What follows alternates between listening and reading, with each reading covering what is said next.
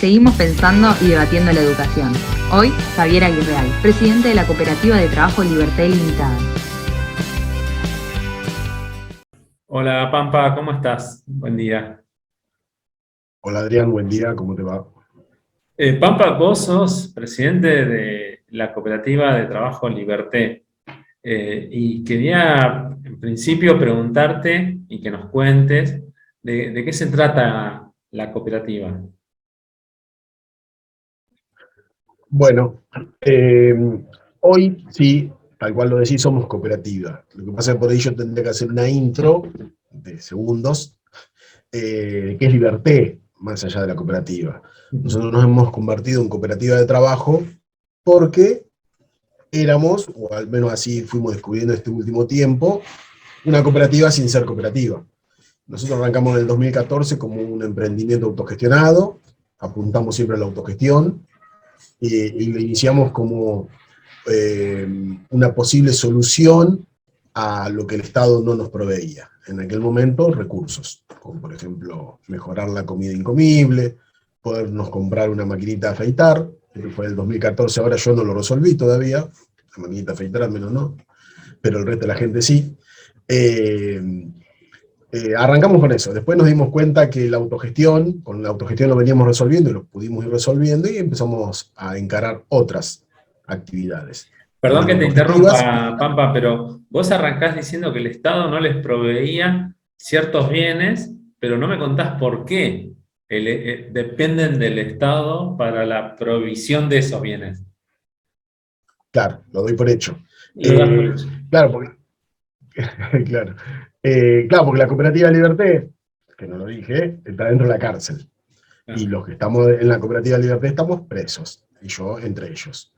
Y los presos en la Argentina, al menos en la Argentina, seguramente en la región también, cuando pasan a depender del Estado, dependen del Estado, bueno, justamente. Pero la realidad es otra, eso es la teoría. En la práctica es que el preso o la presa que cae en la Argentina tiene dos opciones. O se convierte en un indigente, o una persona indigente, o depende de sus familias, de sus amigos, de otros presos, de entidades de bien público. ¿Por qué? Y porque si no tendrías que andar descalzo. El Estado no te brinda calzado. Y por ahí tal vez tengas el calzado con el que cuando caíste detenido o preso. Y se gasta, se rompe. Una remera, una frazada. Bueno, algunas frazadas dan, colchones también. Sé que hay, me consta, hay escasez, pero en general los presos por ahí ya les llevan un tiempito, tienen un colchón, tienen alguna frazada. Pero el resto de las cosas no. La comida es bastante incomible, todos los presos la mejoran, pero para mejorarla necesitas, no sé, comprar un paquete de arroz, por ejemplo. Bueno, como nosotros en Liberté no queríamos depender ni de las familias, ni de amigos, ni de nadie, salvo del Estado, pero como el Estado no, salimos a cubrir ese hueco. Fue como trabajando. Eso es Liberté, un emprendimiento autogestivo. Trabajando para cubrir todas esas necesidades. Y como te decía, vimos que podíamos cubrir otras necesidades, pero ya estando trabajando y generando recursos, porque para todo el resto de las cosas necesitas generar recursos. No sé, por ejemplo, una biblioteca. Está bien, la biblioteca tenemos un montón, gracias a Dios, de libros que nos han donado, pero a su vez la biblioteca es un lugar donde hay que pintarlo, hay que poner luz, hay que hacer las estanterías, y todos esos recursos, ¿de dónde salen? Bueno, estos recursos están saliendo de lo primero que hicimos, que fue la autogestión productiva. Trabajando y vendiendo, logramos generar recursos. Bueno, y así fue creciendo Liberté. Estoy hablando del 2014, estamos en el 2022, éramos 2 en el 2014, somos cerca de 200 hoy. Nos convertimos en cooperativa. La idea de convertirnos en cooperativa en realidad surge ya pasada la pandemia, luego del fallecimiento de nuestro padrino, el juez Mario Juliano. Fallece en plena pandemia, haciendo un acto benéfico, juez de Necochea. Fallece, él era nuestro padrino y era, no sé si la palabra sería blindaje lo que podría usar, pero era, al menos nosotros lo veíamos como una especie de blindaje para los choques. Cuando digo choques no me refiero a choques violentos, sino choques de discusión, de ideas, con el servicio penitenciario. Muchísimos. Muchas veces estuvimos al punto del cierre, al punto del traslado. ¿Por qué? Porque todo esto que yo te estoy contando suena natural, pero no lo es. El mundo carcelario, al menos fuera de esta cárcel de Batán, porque acá por ahí tal vez ya lo inculcamos tanto que ya no pasa, pero en otras cárceles el preso y la presa, si trabaja, es para donar. Es común eso. Entonces, cuando un preso o una presa trabaja, hace algo, no sé, un portatermo, por ejemplo, que lo cosió a mano, hizo todo, y cuando lo quiere vender, se encienden todas las alarmas, porque el preso no puede vender. ¿Qué va a hacer con esa plata? ¿Cómo lo va a vender? No, el preso lo tiene que donar. Bueno, nosotros esa mentalidad la logramos cambiar acá, en otras cárceles no se cambió, pero bueno, con todo eso hubo que luchar, entonces con todo eso nos fuimos encontrando y un montón de cosas más. La autogestión, esta autogestión que algunos la leen como independencia y que no lo es, porque no es más que autogestión, porque seguimos cumpliendo las reglas, estamos dentro de los muros, cumplimos con la ley, cumplimos con todo, pero tenemos una autogestión que hace que en el territorio de Liberté, que es el espacio que hemos construido nosotros, como que estamos en libertad. Una pseudo libertad podría ser, para nosotros es una libertad, pero dentro de los muros. Bueno, a algunos penitenciarios eso les molesta. El juez Mario Juliano nos ayudaba en estos choques y además pensaba igual que nosotros. Fallece. Y dijimos, en nuestra cabeza, por ahí se vino el caos un poquito, Claro. Y dijimos, ahora todos aquellos enemigos, entre comillas enemigos, que fuimos ganando, recuperando dignidad y recuperando derechos en todo este tiempo, van a ir por nosotros. Está bien, ya teníamos mucha gente que nos acompañaba, la Asociación Pensamiento Penal, mucha gente ya nos conocía fuera del otro lado de los muros, que era un trabajo que ya veníamos haciendo, no suponiendo que algún día nos iba a faltar Mario, no se nos cruzó nunca por la cabeza, pero sí el trabajo de transparentación de los muros. El trabajo de transparentar los muros es que la gente de afuera sepa lo que ocurre acá adentro, Claro. de lo que viene ocurriendo. Eso ya lo veníamos haciendo, entonces había muchas organizaciones y personas del medio libre que conocían a Liberté, pero aún así nos faltaba el baluarte principal que era Mario. Entonces nos teníamos que consolidar de alguna manera, echar raíces, y salió la figura una posible figura de la asociación civil. La otra posible figura era una cooperativa. Tuvimos una reunión con la Federación Argentina de Cooperativas de Crédito, les contamos cuál era la idea, ellos nos iban a asesorar de cómo proseguíamos, les contábamos cómo trabajábamos y nos dice, ustedes ya son cooperativas, lo único que les falta es presentar los papeles. Vienen trabajando como cooperativa, tienen espíritu cooperativo, etcétera, etcétera, etcétera. Y bueno, y así fue que decidimos. Pero, y por ahí me estoy yendo por las ramas, o decirme cualquier cosa, No, está bien pero ahí porque nos encontramos. es interesante conocer la historia para luego poder, como decís vos, naturalizar todo lo que viene haciendo Liberté, y que no resulte extraño respecto de, es una cooperativa que está dentro de la cárcel. Pero bueno, Claro. contá cómo sigue esa historia. Bueno, después nos pusimos a averiguar si había otras experiencias de cooperativas creadas en cárceles, encontramos que sí, que había un montón de experiencias, pero con un artículo 64 de la Ley de Cooperativas que no permite que algunos delitos y con algunos antecedentes los presas, puedan formar parte del Consejo de Administración. Y entonces me acuerdo que dijimos, bueno, pero si nos ponemos a buscar y vemos si los delitos que tenemos nosotros no están en esa ley, bueno, no, lamentablemente no, porque el INAES, donde entra una presentación de cooperativas de presos, ni se pone a fijar qué delito ni nada, porque tuvo una investigación que hay que hacer, directamente se rechaza. Por lo tanto, cooperativas de presos con Consejo de Administración presos no hay. ¿Qué han hecho todos? Pusieron algún pariente, de hecho nosotros armamos, iba a ir mi hijo en mi reemplazo, en el reemplazo de Carlito, que es el secretario, iba a ir la esposa, y así todo habíamos buscado. Pero en ese interín, que fue un par de horas, días, ahí nomás, nos frenamos y dijimos, si hacemos esto, nos convertimos en un engranaje más de esta máquina perversa, ¿sí? O sea, formamos parte del mismo sistema, preferimos no ser cooperativa, busquemos otra modalidad. Ya este freno que hicimos en ese momento lo hicimos con otras cosas, y planteamos cosas diferentes, como fue en su momento el almacén, claro, un montón de cosas que no tienen que ver con el tema, pero si seguís el juego, lamentablemente sin querer, te volvés funcional, o te formás parte de la máquina. Entonces nos pusimos a pensar, a ver qué onda, y pusimos a ver qué decían en INAES los directores y los subdirectores, que había una nueva dirección, y ellos decían también por su lado que no estaban de acuerdo con el artículo 64, que había que cambiarlo, que están de acuerdo con la presentación de presos, le estaban dando el lugar, pero no había ninguna cooperativa de presos. Nosotros, mientras tanto, teníamos en proceso una diplomatura universitaria que habíamos lanzado el año pasado, que dicho sea de paso fue la primera diplomatura coordinada dentro de la cárcel, así la anunció la universidad, la primera diplomatura del mundo de habla hispana, no de acá de Mar del Plata. Así fue anunciada.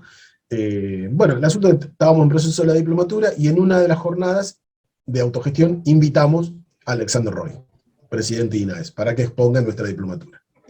En esa charla que se hizo el contacto, también se le hizo saber esto. Mirá, pasa esto, ustedes están diciendo, bien, ¿no? Ustedes están diciendo que están de acuerdo con que el artículo 64 no es constitucional y que había que cambiarlo, y nosotros queremos presentar una cooperativa de presos y cumplimos con los delitos que no están ahí, o sea, pero somos presos. Y sabemos que si entra a la oficina de legales del INAE, la rechazan. ¿Qué hacemos? Y dijo, preséntense. Listo, lo vamos a hacer en vivo el día que usted exponga en la diplomatura. Y así fue. Tocó a mitad del año pasado la exposición de Alexander Roy y un par de subdirectores que pusieron. Me tocó a mí presentar en vivo la presentación, después el otro día entró por oficina, y sí, y fue aprobado por legales, se cumplió, y bueno, ya tenemos la matrícula. Y con eso logramos convertirnos en la primera cooperativa donde con 100% del Consejo de Administración somos presos. Y hoy ya hay 5 cooperativas más que nos vieron en la diplomatura del año pasado, que ya tienen presentados los papeles, que seguramente están saliendo, una en Entre Ríos, una en Córdoba, una en Río Gallegos. Bueno, pero logramos convertirlo en cooperativa. Con lo cual, y ahora, este mascarón de prueba que propone Liberté le sirvió a otros presos de otras penitenciarías, no solamente de la provincia de Buenos Aires, sino del resto del país, poder pensarse como trabajadores que intentan resolver sus problemas dentro de la cárcel en función de esto de los ingresos, la imposibilidad de generar ingresos con el trabajo que realizan y tener mejores condiciones de habitabilidad en la cárcel, ¿verdad? Tal cual, tal cual. Y mira, Mario Juliano, ya te conté, fallecido, nuestro padrino, siempre nos decía algo y por ese lado vamos nosotros, que las cosas malas de la cárcel se encargan de difundirlos los grandes medios de difusión. Claro. Y las cosas menos malas de la cárcel no. Digo las cosas menos malas porque cosas buenas no ocurren en la cárcel, según mi óptica y la óptica de Liberté. Pero sí ocurren cosas menos malas que son las que tratamos de hacer nosotros. Y si no las difundimos nosotros, no las va a difundir nadie. Por eso tratamos de publicar todo en nuestras redes. Pero ¿cuándo nos animamos a hacer esto, a publicar en las redes? Yo, viste, voy tocando un tema y por ahí me voy por las ramas. Insisto vos, cualquier cosa. No, dale, sí. ¿Cuándo nos animamos a empezar a publicar cosas? Somos presos. Yo en particular soy inocente, pero no estamos hablando de mi caso particular, así que hablo por el colectivo de los presos. Los presos son o somos victimarios que estamos pagando algún delito, ¿sí? Entonces, del otro lado, lamentablemente, es feo lo que voy a decir, pero están las víctimas que escuchan, que ven, que sienten, que han sufrido. Y entonces, ¿cómo salir a publicar que estamos reclamando un colchón o que estamos trabajando para mejorar la calidad de vida?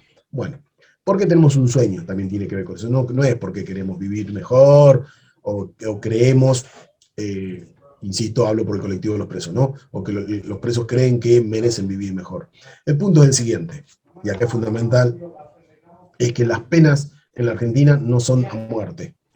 Hay penas de muchos años que son casi a muerte, pero la pena de muerte no existe. Por lo tanto, gran cantidad de presos y presas de la Argentina en algún momento van a salir en libertad. Los que lograron sobrevivir al infierno van a salir en libertad.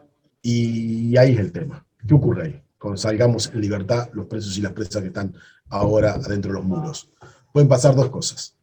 O que sean un ex delincuente, un convicto, un expreso, alguien del cual hay que cuidarse, porque va a estar viviendo en mi barrio, en el barrio de mi mamá, en tu barrio, Adrián, en el barrio de alguno de los que escucho, lea esta nota, en algún lugar va a vivir. Bueno, hay que cuidarse. O queremos que sea un vecino o una vecina más, y que forme parte de la sociedad. Bueno, esas dos posibles caminos tienen que ver con cómo se transita la cárcel. Si en la cárcel la transitas sin derechos humanos, sin dignidad, y continuamente durante años y durante décadas el Estado te dice los derechos humanos no existen, porque si no existen los tuyos, no existen los de nadie, ¿qué pretendes que salga cuando estés afuera? Nosotros de Liberté trabajamos por todo lo contrario, por la recuperación de derechos, por la recuperación de dignidad, y que cuando se salga en libertad, forma parte de esa sociedad. Ese es el sueño. ¿Por qué te cuento esto? Porque justamente para animarnos a contar este sueño y a publicar las cosas que hacíamos, del otro lado íbamos a encontrar rechazo. Hasta que conocimos a víctimas que pensaban igual que nosotros, a víctimas que tenían y tienen el mismo sueño que nosotros. Que una agrupación, hay muchos más, pero una agrupación que se llama Víctimas por la Paz, que está en toda la Argentina, y que cuando también supieron que compartíamos el sueño, y que era un sueño exclusivo nuestro, porque un montón de personas en la Argentina sueñan de la misma manera, pero cuando coincidió que la agrupación de víctimas y esta agrupación de presos en Liberté pensábamos iguales, que empezamos a trabajar en conjunto. Y ahí es que nos empezamos a animar y empezamos a difundir todo el trabajo que hacemos, para que otros presos que sueñan igual también puedan o intenten hacer algo parecido a lo que hizo Liberté, mejor o peor. Pampa, puntualizando en la cárcel de Batán, en la que se encuentran ustedes, y en Liberté, vos mencionaste al pasar, pero me gustaría puntualizar un poquito, todo lo que es la fase educativa de Liberté y la vinculación con la Universidad Nacional de Mar del Plata. Contanos cómo es esa relación y qué es lo que están haciendo, y por qué, que sería quizás lo más importante para destacar. Mirá cómo surge la relación con la universidad, que es con la Facultad de Ciencias de la Salud y Trabajo Social. Y esto lo contó en vivo, pues primero nos contó a nosotros acá Ludmila, secretaria de Extensión, y luego lo contó en vivo en la diplomatura. Ella venía trabajando, capaz que le puedo ahorrar un poquitito en la historia, en años o algo, pero voy a relatar más o menos lo que ella contó. Trabajó en algún momento en el área de cárceles y siempre tenía problemas para que le autoricen talleres, sobre todo con presas, que le autoricen talleres. Y alguna vez algún director de una cárcel de mujeres le dijo, mira, si esto viniera por un programa de la universidad no tendría ningún problema. Le quedó eso en la cabeza cuando justo pasan los años, pasa el tiempo y se convierte en secretaria de Extensión. Y entonces pensaron ella con su compañera en largar un programa de extensión universitaria de diplomaturas, el primer año largarlo abierto a la comunidad, y el próximo año ya preparar algo para entrar a las cárceles, ¿sí? Y así lanzan el año pasado una convocatoria de diplomaturas de extensión. Lo lanzan, se presentan, empiezan a pedir los papeles y a asesorarse 6 instituciones o 6 grupos de 6 diplomaturas. Eso por un lado. En paralelo a esto, a Liberté, a mí en particular, un día viernes, un domingo 11 de la noche, porque tiene que ver las fechas. Sí. Un domingo 11 de la noche me llegó un WhatsApp, porque yo lo leo a esa hora, de Silvia hablándome de una diplomatura. Lo leí a las 11, lo dejé para el otro día, el lunes a las 6 que abro. Perdón, ¿quién es Silvia? Era muy tarde. Silvia Pesolano, es trabajadora del INTA, que viene seguido a Liberté. Yo pensé que me estaba invitando a una diplomatura, lo iba a leer el lunes. El lunes a las 6 de la mañana abro el WhatsApp, y no, me estaba diciendo, mira, la facultad largó un programa de diplomaturas, yo creo que Liberté se podría llegar a presentar. Pero quedan 2 días, porque la convocatoria duró 3 meses, pero Silvia se enteró 2 días antes. Vence el miércoles, eso lo estaba leyendo el lunes yo. ¿Qué te parece? Me dice. Listo, 6 de la mañana, 8 de la mañana, convoqué a toda la gente que nos sigue desde afuera, en Ecuador, en Colombia, en Uruguay, se conectaron. Ni me fijé la diferencia horaria, lamentablemente, algunos todavía se están quejando porque eran las 4 de la mañana. Diana Márquez, presidenta de Víctimas por la Paz, de Pensamiento Penal, los convoqué a todos a un Zoom, 8 de la mañana, todos conectados, les conté cuál era la idea, si nos ayudaban, y todos nos dijeron que sí, y así fue que presentamos, en 2 días preparamos todo, después tuve un placito más de un par de días, y presentamos nuestro proyecto de diplomatura. Pero, y acá viene lo que quería contar, Ludmila cerraba el miércoles, cerraba el cierre de las diplomaturas, y ellos tenían 6, ¿sí? Pero de repente apareció una 7ª, que no las tenían en los planes, porque era la nuestra. Nosotros preparamos y mandamos. Claro. No alcanzamos ni a hablar, ni preguntarles, nada. Hicimos todo, como decía, el proyecto y lo presentamos. Le cae una 7ª, y ahí nos cuenta ella que, me emociono cuando lo escucho, que se puso a llorar con su compañera, le contaba, porque justamente habían preparado todo ese programa para el próximo año preparar algo para cárceles. Claro. Nunca se le había cruzado por la cabeza que de adentro de la cárcel íbamos a presentar una diplomatura. Me emociono porque también se emocionaba ella cuando lo contaba. Bueno, así que así fue que fue aprobada nuestra diplomatura, lo hicimos para 100 alumnos, porque eso sí preguntamos, averiguamos para cuánto era el cupo normalmente, de cuánto presentaban, y bueno, Todos presentaban entre 50 y 100 alumnos el cupo. Nosotros dijimos 100 alumnos, 50 se anotarán adentro de la cárcel y tenemos 50 más que algún loquito o loca por ahí se quiera anotar una diplomatura de presos. Abrió la inscripción en la universidad, no me acuerdo qué día, un lunes, poner a las 8 de la mañana, 8:30, me llama Ludmila, la secretaria de extensión, me dice, Pampa, se acabaron los cupos en 1 hora. ¿Podemos ampliar? Sí, le dije, vimos el Zoom, calculamos costos, pues ya se nos disparaba el presupuesto de Zoom, y lo aumentamos a 300. Media hora más, me llamó de vuelta. Y así me fue llamando durante todo el día, hasta que el cupo se amplió a 1.700 alumnos. Se anotaron 1.700 alumnos de 7 países diferentes. Eso fue el año pasado. Convocamos a gente que nos acompañaba. Nuestra diplomatura el año pasado la abrió Iñaki Rivera Beiras, de la Universidad de Barcelona. A mitad de la diplomatura dio clases Zaffaroni, bueno, Alexander Roy, de INAE, que te conté. Bueno, nosotros en la diplomatura lo que hacíamos, el proyecto de la diplomatura es difundir la autogestión en la cárcel, ¿sí? Y un montón de cosas más que hacemos junto con las organizaciones, que era difundir el trabajo de Liberté.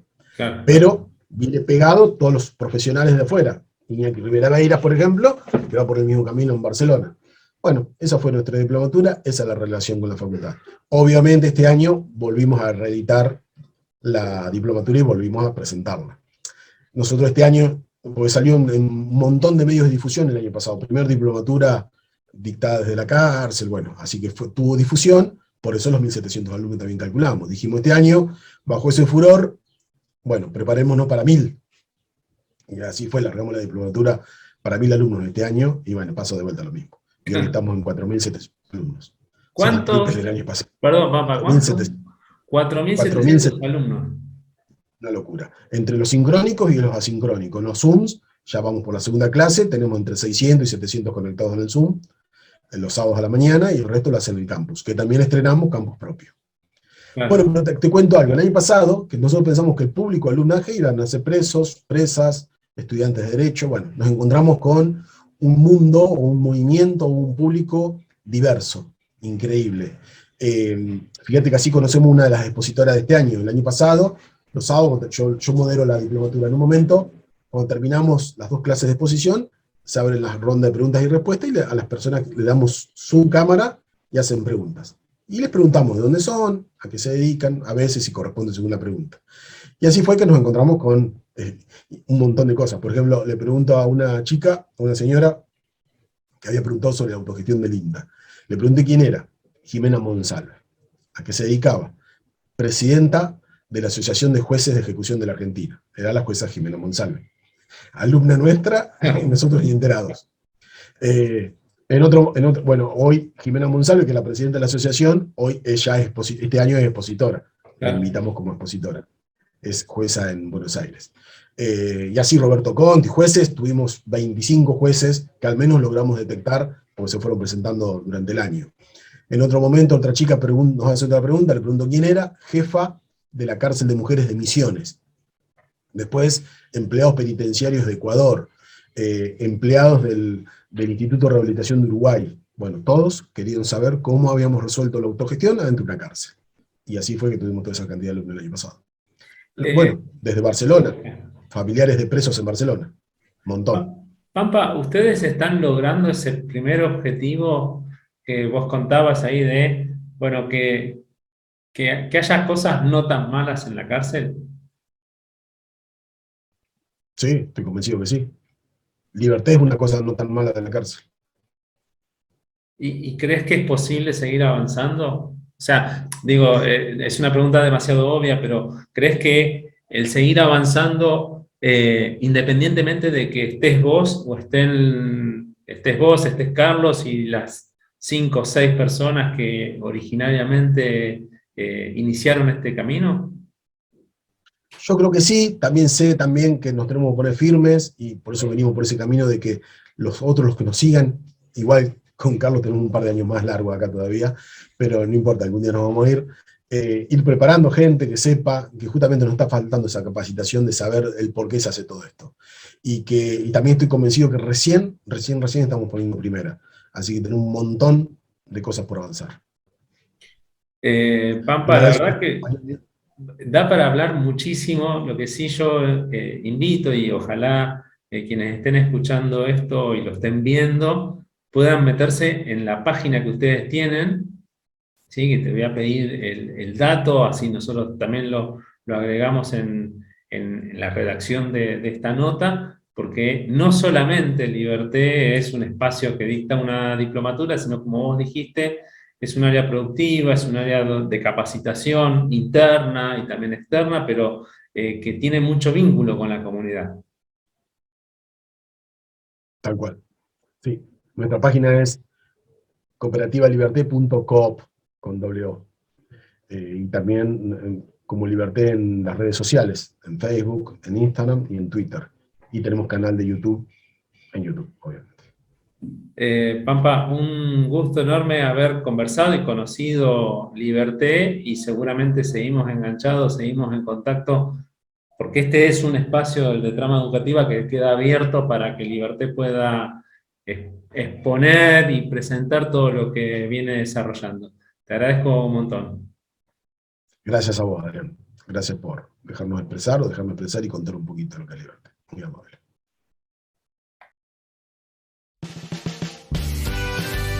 Podés revivir nuestro programa en la página de Facebook y en nuestro canal de YouTube, Trama Educativa Radio.